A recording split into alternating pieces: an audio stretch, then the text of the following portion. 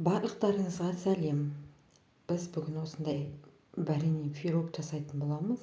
Өте дәмді, ерекше болып шығады.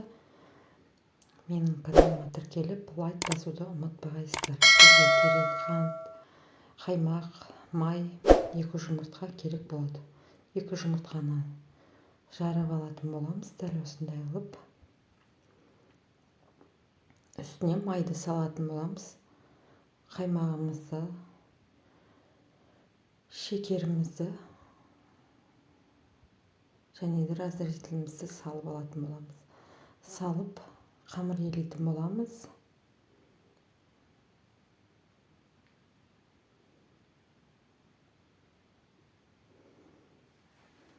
Жұмсақ қана қамыр елеп алатын боламыз.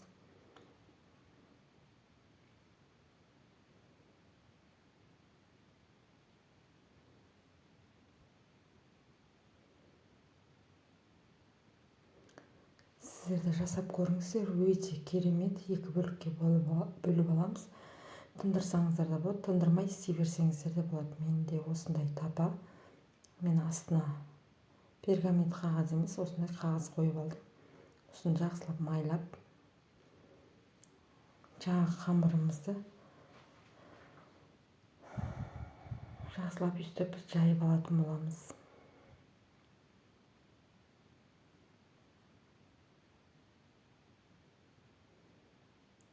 Міндетті түрде жанына бортик жасайтын боламыз. Бортик жасамасаңыздар, варенье сыртқа қарай ағып кетеді. Менде өріктің варенье, дәл осындай қылып алдым. Мен өріктің вареньен жақсылап қасықтың көмегімен езіп алдым. Қандай варенье болса да бола береді.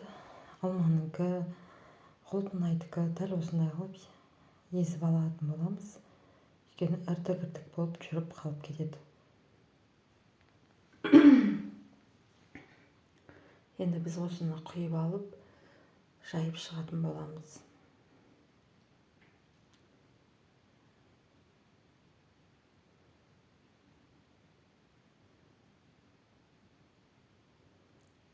Жұқа етіп жайып алатын боламыз. Жаңағы жарты қамырымызды осының бетіне сетка қылып істейтін боламыз. Үстіп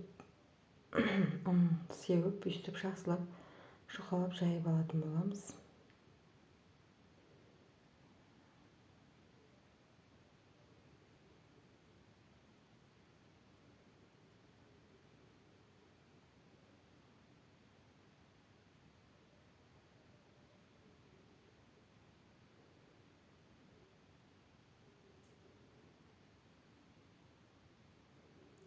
Көріп тұрғандарыңыздай үстіп жұқа қылып қырқып алатын боламыз.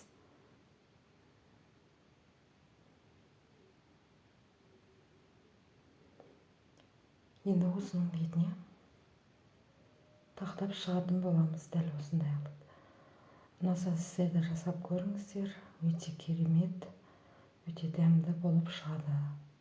Қандай варенье болса да әдемі болып шығады.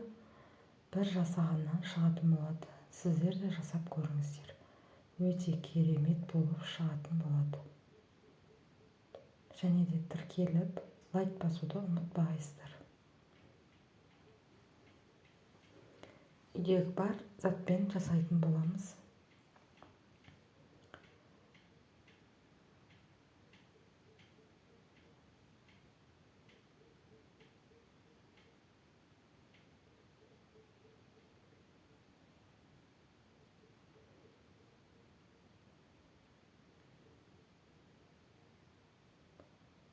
Дәл осындай қылып қойып алатын боламыз. Егер артық қамырлар болса, алып тастаймыз. Міне, көріп тұрғандарыңыздай өте керемет. Енді печкаға жіберетін боламыз. 200 градуста пісіріп алатын боламыз. Міне, өте керемет, өте әдемі болып шығатын болады. Көріп тұрғандарыңыздай.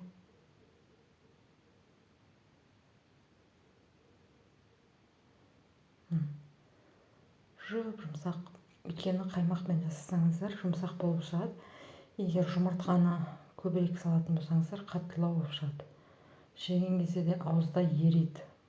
Қаймақпен жасайтын болсаңыздар.